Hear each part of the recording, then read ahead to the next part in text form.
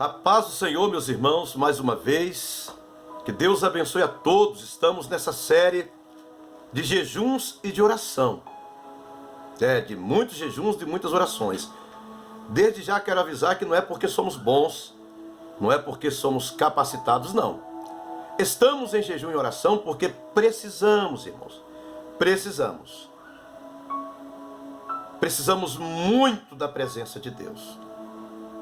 Muitas pessoas talvez vão falar para você que você não precisa mais jejuar. Você não precisa mais sacrificar porque Jesus já fez tudo. Ele fez tudo mesmo. Então o senhor concorda? É claro que sim. Jesus não precisou de nenhum de nós fazer nada para a conclusão da sua obra. Nele cumpriu toda a lei, como está escrito em Lucas. Que a lei e os profetas profetizaram até João. Então, não tenho dúvidas disto. Todavia, guarde bem uma coisa. Os nossos pecados, eles fazem divisão entre nós e o nosso Deus. Não são os teus, são os nossos, porque eu também peco. Os nossos pecados fazem divisão entre nós e o nosso Deus. É por isso que estamos sempre procurando nos reconciliar com Ele, através de pedidos de perdão, através de orações, através de jejuns. Por quê, pastor? Porque quando nós pecamos, nós abrimos portas para a entrada do diabo. Quando eu e você pecamos, nós abrimos portas para que entre as trevas. E quando ele vem, a Bíblia diz que ele traz consigo outros 7 piores do que o primeiro. Ou seja, o estado daquela pessoa, a Bíblia diz que é pior do que o primeiro. Você entendeu que é bem possível que muitos cristãos hoje sofra muito mais do que quando ele estava no mundo? Pastor, Messias é loucura? Não, não é loucura não, é a Bíblia que diz. Por quê? Porque quando ele estava no mundo, ele estava com um espírito. Quando ele estava lá sem Deus, ele estava com um espírito. E lógico, com todas as influências do mundo. Mas um espírito estava reinando sobre ele. É a Bíblia que diz. Agora que ele está na presença de Deus, ele está livre. Só que quando ele peca, aquele espírito imundo que antes estava no corpo dele, na vida dele, oprimindo ele, ele vai e ele volta. E se ele encontrar a casa vazia, sem a presença de Deus, ele entra e traz consigo mais 7. E a situação daquela pessoa agora passa a ser pior do que antes. Pastor, mas a Bíblia diz que nós não pecamos. A Bíblia diz que nós pecamos. Que aquele que diz que não tem pecado é mentiroso. Isaías, capítulo 59, versículo 1, vamos ler? E de repente você pode até falar, mas Isaías é da antiga aliança. Isaías é chamado de profeta messiânico. Isaías profetizava acerca da vinda do Messias. Ou seja, mesmo estando lá no Antigo Testamento, a voz de Isaías mirava o Novo Testamento, profetizava a vinda do nosso Salvador. É isso aí. Isaías 59, versículo 1 diz: Eis que a mão do Senhor, olha só, não está encolhida para que não possa salvar, nem o seu ouvido agravado para não poder ouvir, mas as vossas iniquidades fazem divisão entre vós e o vosso Deus, e os vossos pecados encobrem o seu rosto de vós, para que não vos ouça. Irmãos, que coisa grave. Os nossos pecados, os meus e os teus, que ninguém é melhor do que ninguém, todo mundo peca. Quando você vê uma pessoa falar que nunca pecou ou que não peca, fique desconfiado dela, tá? Porque a Bíblia diz que todos pecam. Então, os meus pecados E os teus pecados, eles nos dividem. Eles nos colocam de um lado e Deus de outro. E nesse momento que Deus está lá e que nós estamos do lado de cá, o caminho está livre. O caminho está o quê? Livre. Quando eu e você peca, na maioria das vezes, a gente tem medo, a princípio, de pedir perdão a Deus. Não é verdade? Quando a gente peca, a gente fica enclausurado. Quando a gente peca, a gente murcha. É assim ou não é? Quando a gente peca, a gente tende a se esconder. A gente não pede logo perdão. Naturalmente, demora para a gente despertar. Às vezes a vergonha, às vezes o medo, às vezes a própria força não deixa. Então, neste momento aí que o caminho fica vago, é quando o diabo se aproxima. É quando ele lança os seus dardos, as suas sementes. E aí a tendência é a pessoa pecar mais ainda. A Bíblia diz, aquele que é sujo, suje-se mais ainda. Ou seja, quando a gente está sujo, quando a gente peca, a tendência é que pequemos muito mais ainda. E aí fica livre. É por isso que muitas pessoas não entendem, falam, como que os cristãos pentecostais dizem que o demônio entra no corpo de um crente que foi salvo? Irmãos, o crente foi salvo, mas ele não foi tirado do mundo. Como o próprio Jesus na oração falou, Pai, eu não te peço que os tire do mundo, mas que os livre do mal. Oh, glória!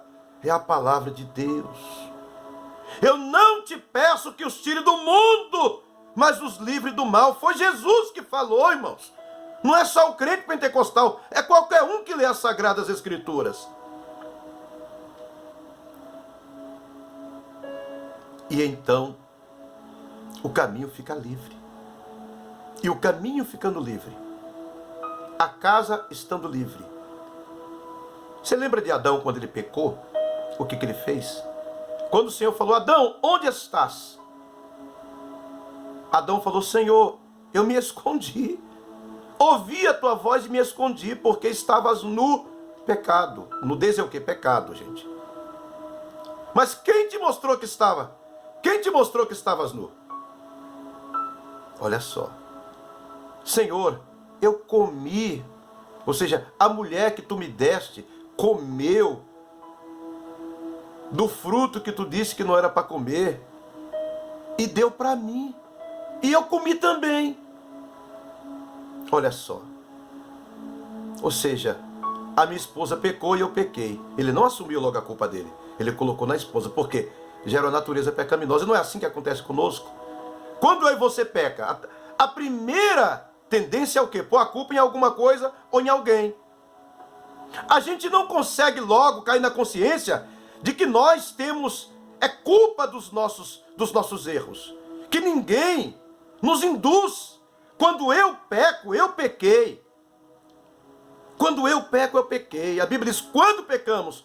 Quando atraídos e engodados pela própria consciência. Ou seja, quando fomos atraídos e vencidos pelo próprio desejo de pecar, que já está dentro de nós desde a meninice. Que temos que lutar contra ele todos os dias. E aí o caminho fica livre. E quando o caminho fica livre, o que acontece? Vamos ler aqui. Lucas. Agora estamos divididos, né? Estamos divididos. Deus está lá e infelizmente estamos cá. Quando estamos no estado de culpa. No estado de culpa. Você está se sentindo culpado, você está recluso. Eu estou me sentindo culpado, eu estou recluso. Eu murchei. Eu murchei. E ali eu vou procurar uma forma de cobrir. Eu vou procurar uma forma de não querer levar a culpa sozinho. Eu vou procurar uma forma de não pedir perdão. Eu vou procurar uma forma de me esconder de Deus.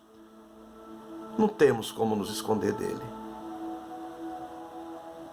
Mas a partir do momento que você pede perdão, ele te perdoa.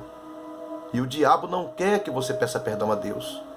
O diabo não quer que você se lance na presença de Deus. Ele vai te falar que você está sujo, que você está imundo, que você não tem direito. E enquanto o diabo está te enganando, enquanto o diabo está te acusando, ele também está vindo e trazendo a turma dele. Porque ele anda de turma, ele é sujo. É isso mesmo. Enquanto você está aceitando as acusações do diabo, preste atenção, ele está enchendo a sua vida de problemas. Olha só o que ele faz. Lucas, capítulo 11, versículo 24. Quando o espírito imundo tem saído do homem, anda por lugares secos, buscando repouso, e não o achando, diz: tornarei para minha casa de onde saí. Olha só. Ele é tão terrível e imundo que ele tinha o meu corpo e o teu corpo como casa dele. E era mesmo. Era mesmo. Porque ele morava dentro, gente. Ele fazia festa em nosso corpo, com o nosso corpo. Usava-nos para todo tipo de pecado. Então era ele que estava ali dentro. Você entendeu? Quando eu e você era usado para cometer todos os tipos de pecado e imundície, era o diabo que estava ali dentro, morando ali dentro e nos conduzindo ao erro.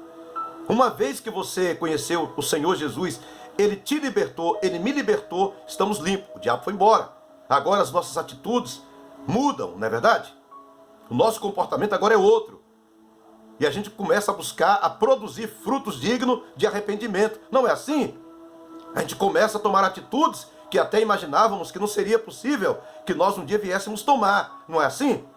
Só que quando eu e você peca, nós voltamos ao mesmo estágio de antes, mesmo estando dentro da igreja. Você precisa aprender isto.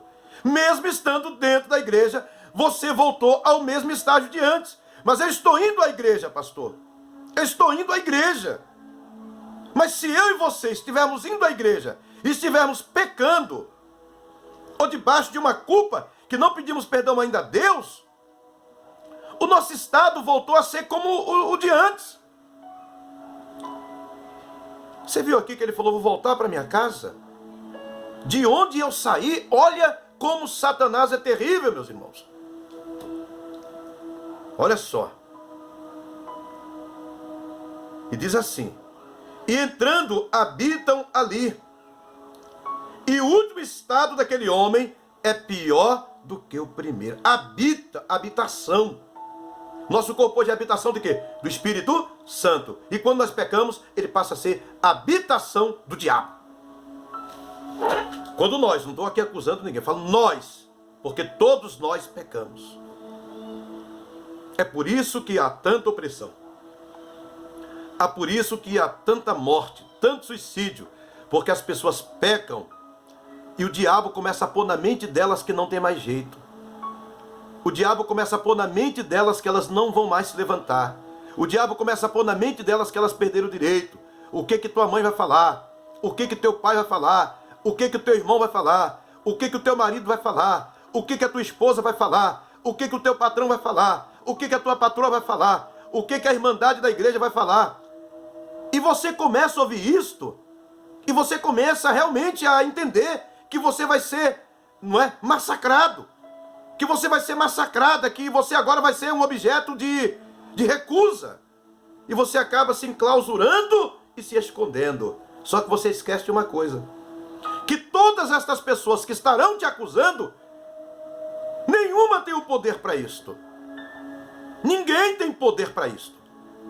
Só Deus tem poder de condenar e de absorver. Mas naquele momento a gente não pensa isso. Por quê? Porque nós temos vergonha. Isso é bom. Só que você tem que ter a vergonha e ter o conhecimento. Conhecimento das Sagradas Escrituras. Que Jesus é o teu advogado. Porque se você não procurar ele imediatamente, a porta fica aberta. Esses espíritos vêm e o seu estado, meu irmão, pode se tornar pior do que o primeiro. E quantas pessoas que estão nesta situação, que o estado delas hoje, mesmo dentro da igreja, tem sido pior do que o primeiro estado dela. Ou não é assim? Quantas pessoas não dizem, quando eu não era crente, a minha vida era melhor. Aí alguém fala, não, é provação, é porque todo crente tem que ser miserável, todo crente tem que ser pobre, todo crente tem que ter doença. Não é isso não, meu irmão. Adoecer, qualquer homem adoece. Morrer, qualquer um morre, basta estar vivo. Nós estamos falando de possessões demoníacas que está nos oprimindo, mesmo estando nós dentro da casa do Senhor. Versículo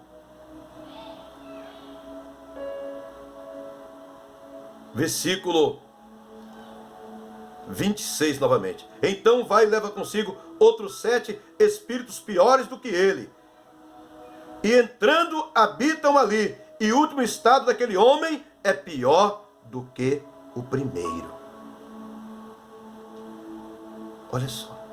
Versículo 25 diz: chegando acha a casa varrida e ordenada. E adornada. Enfeitada para ele. Enfeitada com o quê? Com as coisas do mundo. Enfeitada com o quê? Com o pecado, do jeito que ele gosta. O que o diabo gosta, irmão? De pecado, de sujeira, de fraquezas. Fraquezas essas que Jesus já te libertou dela. E você tem que se levantar. É por isso que nós usamos a arma do jejum e da oração. Aí diz assim, ó. Versículo 27. E aconteceu que, dizendo ele estas coisas, uma mulher dentre a multidão, levantando a voz, disse: bem-aventurado é o ventre que te trouxe e os peitos que te amamentaste. Mas ele disse: antes, bem-aventurados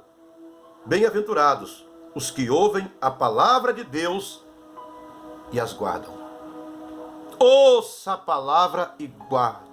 E coloca hoje no seu coração: eu vou jejuar, eu vou orar, eu vou entrar na presença do meu Deus. Ele vai me levantar, ele vai expulsar estas castas de demônios que estão na minha vida, que entrou no meu casamento, que entrou no meu lar, aleluia, que entrou na minha saúde. Eu vou me levantar, o meu Deus vai me levantar em nome de Jesus. Randagase, Harikandalabas, Rimalahase. O Senhor vai te levantar. O Senhor vai te levantar. Una-se conosco nesse jejum. Una-se conosco nesta oração. E começa hoje a pedir perdão a Deus. Começa hoje. Ele te ama, Ele te aceita. Ele é o teu Pai. Ele é o teu Criador e o teu Senhor. Não aceite as conversas do diabo dizendo que para você não tem mais jeito. Há jeito para você, meu irmão. Há jeito para você, minha irmã. Levanta em nome de Jesus. Que Deus te abençoe. Quando pecamos, então, a porta fica aberta. Estamos separados de Deus. E o diabo entra. Já aconteceu com muitos. Levanta-te. Agora, meu Deus, em nome de Jesus, Pai, levanta esse teu filho, levanta essa tua filha, Pai, que está sofrendo, que está gemendo, que não sabe mais o que fazer, Pai, que está passando por tantas privações e provações, que está passando por tantas humilhações. Levanta em nome de Jesus, Pai. Eu te peço desde agora e para sempre. Amém. E graças a Deus. Amém. Deus te abençoe.